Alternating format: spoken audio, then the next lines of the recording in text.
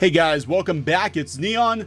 We're going to talk about Star Wars Galaxy's Edge and some rumors concerning the fallout from the apparent lack of success of Star Wars Galaxy's Edge. Now, you're seeing these pictures all over the internet. The Galaxy's Edge is not nearly as crowded as Disney expected it to be. In fact, we actually have videos from friends of ours who have checked it out in California, and they're like, yeah, this is totally legit. The crowds are just not there.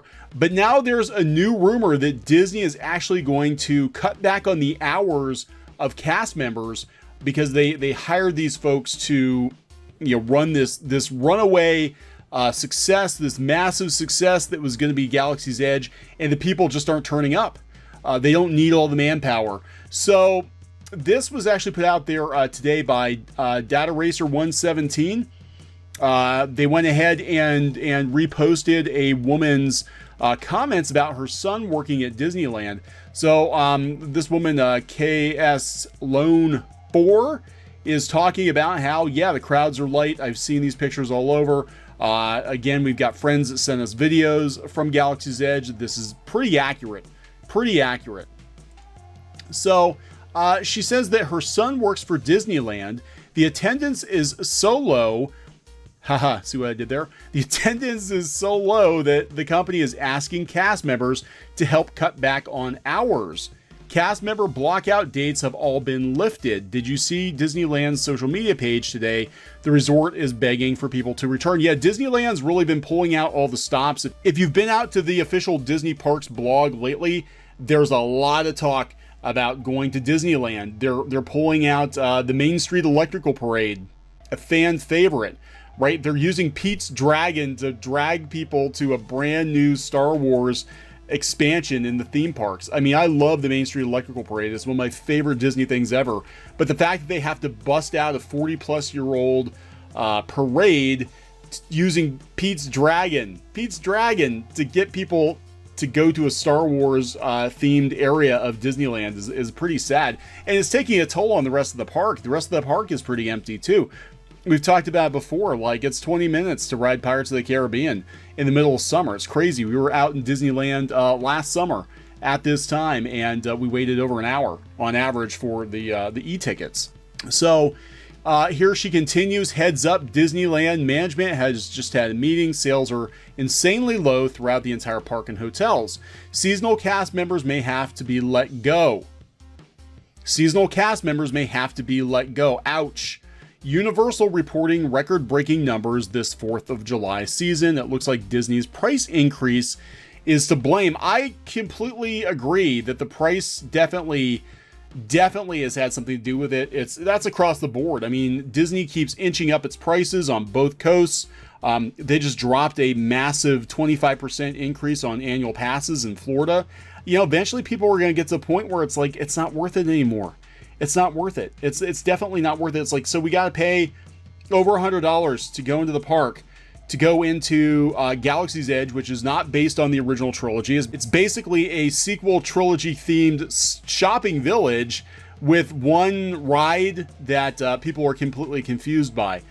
I mean, it's not really knocking it out of the park. I mean, to be honest, Disney at this point, like if they could charge people just to go to their restaurants and hotels and stores to spend more money and do away with the rides completely, I swear to God, I think they would do it. That's what they want. They just want to increase revenue. So, this is really interesting, and I do believe this. I know that, Disney, especially going into the end of August, right? Because we're talking their fiscal year wraps up the end of September, going into August. If things are still bad, look for some major freak out fire sales.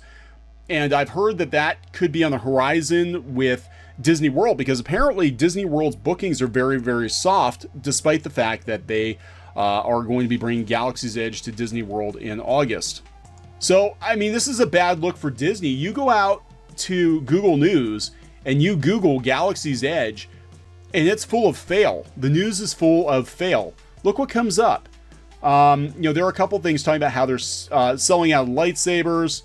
Okay. Hurry, get to Galaxy's Edge, buy your lightsabers. But look, Disneyland becomes a ghost town. We got this covered. Galaxy's Edge proving to not be as popular as Disney expected. Epic Stream. There might have been a lot of hype over Star Wars Galaxy's Edge, but it looks like the crowds are getting smaller at Disneyland's new Star Wars park. Crowds at Star Wars Galaxy's Edge smaller than expected. Galaxy's Edge crowds are lighter than expected. And of course, dork side of the force, no, Galaxy's Edge isn't failing. Galaxy's Edge isn't failing at all. But for the most part, front page news for Galaxy's Edge is negative. It's negative. It's talking about how it's a failure. Let's go out to Fansided. Let's go see Dork Side of the Force and see what they have to say, because they're going to totally be like, oh, no, this is a positive, guys.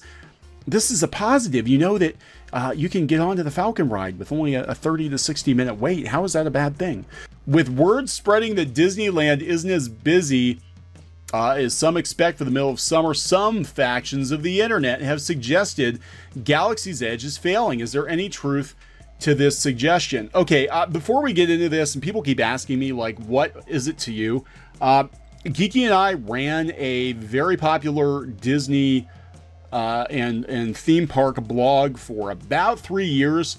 We've been to many Disney media events. We cover openings, and I've never seen crowds as light as they are at Galaxy's Edge at opening. Even last year, comparing it to Toy Story Land in Walt Disney World, the first couple months, and even now, it's crazy busy, and that's still not what Disney wants. They want more people.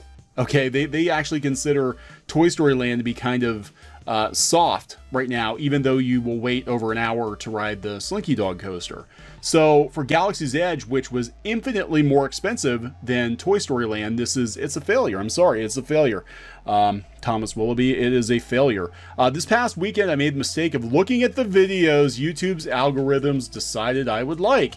Being a Star Wars fan, this often leads to Galaxy's Edge vlogs or videos from the always excellent Star Wars Explained. On this occasion, I was flooded with Star Wars Backlash, Galaxy's Edge a flop, ? Explanation ? I think that was actually a title of one of ours. Might have been ours. Style videos. Hyperbole such as this isn't new in the world of YouTube. Naturally, views lead to revenue, and headlines such as these are almost required to pull in the viewer. While I often avoid such videos and the channels behind them, I made an allowance.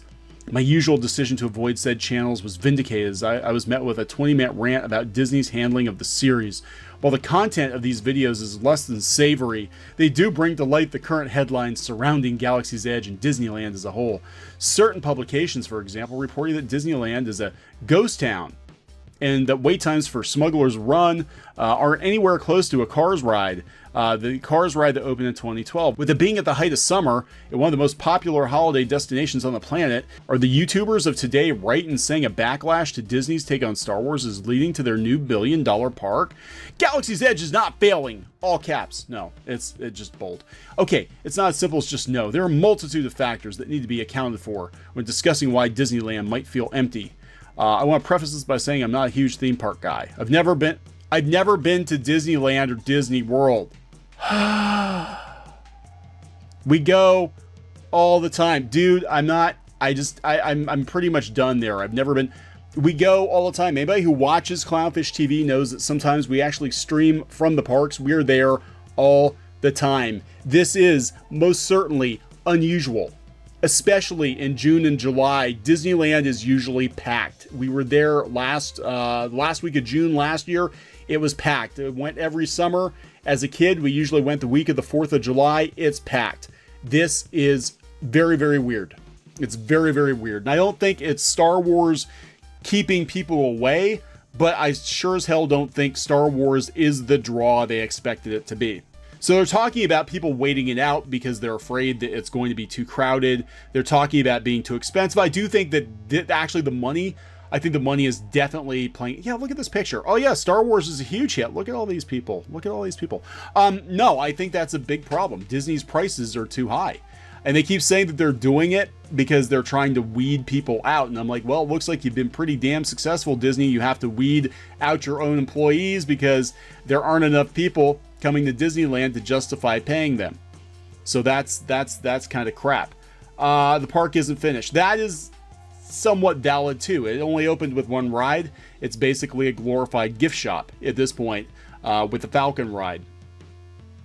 So, they're talking about, of course, it's going to get better. Things are going to get better. It's far too easy to look at a few tweets about open spaces and decide that's proof that the fans are fighting back. My advice would be to wait for actual attendance figures to be released before deciding the park is failing. Though I suppose it's too much to ask for this fan base to not be hyper-reactionary. Dude, we follow theme parks. We follow theme parks. I was in Disney World's Galaxy's Edge as it was under construction as part of a media event. This is what we do. This is freaking weird. It's freaking weird. Again, I'm not saying that Star Wars is chasing people away, but it sure as hell is not bringing the crowds to Disneyland like they expected. And I think they made all these, they basically counted their chickens before they were hatched. They thought that they were going to have these massive crowds, so they did the blackout dates, they jacked the prices, and it had an adverse effect on Disneyland, and now they got to lay people off. Now they got to fire people because there aren't enough guests to warrant, you know, all the people that they hired, thinking this was going to be a slam dunk. It's not a slam dunk. Meanwhile, she is completely correct. She is completely correct. Universal in Orlando opened that Harry Potter coaster, the Hagrid's magical creature motorbike adventure thing, and it has a 10-hour wait. Okay, for one roller coaster, based on Harry Potter, which isn't as big as it used to be. So, but again, Universal is cheaper, you know, it's cheaper. And there are a lot of other factors there too, but Disney is just, yeah, I think they're pricing out average people. They're pricing out the normies, the normal families. So Universal, I think Universal is doing much better than Disney right now at bringing people in. And there is a word, you know, the word on the street is they're bringing Nintendo to Universal as well, which I think would be a Star Wars killer. Absolutely. So, you know, believe what you want, but I'm sorry. There's a lot of headlines, a lot of tweets, a lot of people saying it's bad. It's just not good. It's not good. And sorry, you know, Disney, you just, you screwed this one up. And Star Wars, the Star Wars brand does not have as much power as it did even 10 years ago. So there it is. Hopefully, nobody's going to lose their jobs over this, but I think it's very, very likely. I think it's very likely. So we will talk to you later. Please subscribe for more pop culture news, views, and rants here on Clownfish TV. This has been Neon. I'll talk later. Hey guys, thanks for watching Clownfish TV.